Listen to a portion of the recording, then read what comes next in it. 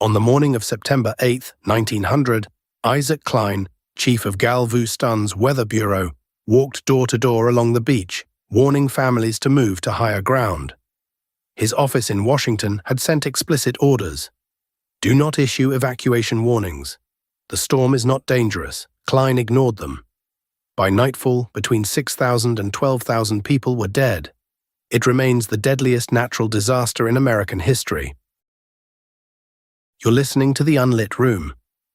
Every story in here actually happened. That's the part that should scare you. New stories every day, Monday through Saturday. This episode's narration is AI-generated. The research, writing, and editorial decisions behind every story are made with care for accuracy and respect for those involved. Today, the night the highest ground wasn't high enough. Galveston, Texas, September 1900. A 29-mile-long barrier island 2 miles off the Texas coast. Population 37,789. The O.H. Lee and Dare City, named for the flowering shrubs that lined every street. America's wealthiest city per capita. A booming port, vacationers filling the hotels for one last weekend before fall. The island's highest point was 8.7 feet above sea level. That detail would matter. On September 4th, meteorologists in Havana detected a severe storm forming in the Atlantic. They sent urgent telegrams to the U.S. Weather Bureau in Washington. A major hurricane was tracking west. It would enter the Gulf of Mexico within days. Coastal cities should prepare. Washington's response was dismissive. Cuban forecasters were considered unreliable, prone to exaggeration. The official position, the storm would curve north, away from the Gulf. No evacuation warnings were issued. By September 6th, the storm was in the Gulf. It wasn't curving north. Isaac Klein, Galveston's Weather Bureau chief, was a 38-year-old meteorologist who'd spent his career in the service. He trusted Washington. He'd even published articles dismissing the idea that Galveston needed a seawall.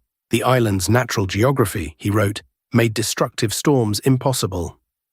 On the morning of September 8th, he walked to the beach at dawn. The Gulf was rolling in waves of unusual height and rapidity. Swells such as he'd never seen before. The barometer was falling, fast. He made a decision that would haunt him for the rest of his life. He ignored Washington's orders. He hitched a horse and rode up and down the beachfront, knocking on doors, warning families to move inland. Not an official evacuation. Washington hadn't authorized that. Just personal advice. Move to higher ground. Do it now. Many listened, many didn't. Vacationers gathered on the beach to watch the spectacular waves. Children splashed in the rising water in the streets, laughing. Galveston was a city at the peak of its golden era. Electric streetcars, grand Victorian mansions. The port handled more cotton exports than any city except New Orleans. Fortunes were being made. The future looked bright. It was the kind of place where people believed the worst couldn't happen. Micro cliffhanger 1. By 3 o'clock that afternoon, the barometer read 28.48 inches, and it was still falling. The water had risen 4 feet in an hour. Downtown streets were waist-deep. The wind was steady at 84 miles per hour, gusts higher. Slate roof tiles were tearing loose, embedding themselves in wooden walls like thrown knives. The bridges to the mainland washed away, all of them, in the span of 30 minutes. 38,000 people were trapped on an island with no way off. And the storm hadn't peaked yet. Families crowded into the larger buildings, churches, schools, hotels, anything brick, anything that looked like it could hold. Wooden houses were already splintering. The wind wasn't just destroying them, it was turning them into weapons. A wall of debris, shattered lumber, furniture, fence posts, entire roofs, was advancing ahead of the storm surge like a battering ram. Isaac Klein moved his family into his own house at 25th Street and Avenue Q. His wife, Cora, his brother Joseph, who worked as his assistant, his 3 young daughters. 50 neighbors sheltered with them. The house was solid wood frame construction. It had survived lesser storms. By 8:15 that night, it was gone. Complete darkness, rain horizontal, survivors would later describe it as feeling like needles. Lightning flashes the only light, and the sound. Not wind exactly, A roar, constant, deafening, everywhere at once. Micro cliffhanger 2. The storm surge reached 15 feet above mean sea level. The highest ground in Galveston was 8.7 feet. There was nowhere to run.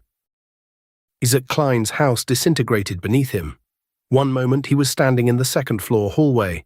The next, he was in the water, clinging to floating debris. He found his 3 daughters. He held them through the night as wreckage slammed into them from every direction. His wife, Cora, was gone. He would find her body days later. 2 miles to the south, at the beach's edge, stood St. Mary's Orphanage. A 2-story wooden building. 93 children, 10 nuns. When the water reached the first floor, the nuns tied the children together with clothesline to keep them from being separated if the building collapsed. The building collapsed. They found the bodies days later, tangled together in the rope. All 93 children, all 10 nuns. Across the island, the same scene repeated in variations. Those in sturdy brick buildings mostly survived. Those in wooden houses mostly didn't. Over 3,600 structures were destroyed, not damaged, destroyed, erased. When a house fell, it became part of the debris field, smashing into the next house, and the next, and the next. The city destroyed itself in a cascading wave of wreckage. The winds peaked at 145 miles per hour. The storm surge held at 15 feet for over 3 hours. By dawn on September 9th, the water had receded. The sky was clear. The temperature was 78 degrees. Galveston was gone. When the sun came up, survivors emerged to find a field of debris where a city had been. Bodies everywhere. In trees, under rubble, floating in standing water. The smell began even in the cool morning air. There were so many dead that traditional burial was impossible. The ground was too saturated to dig. Coffins floated back to the surface. The city declared martial law.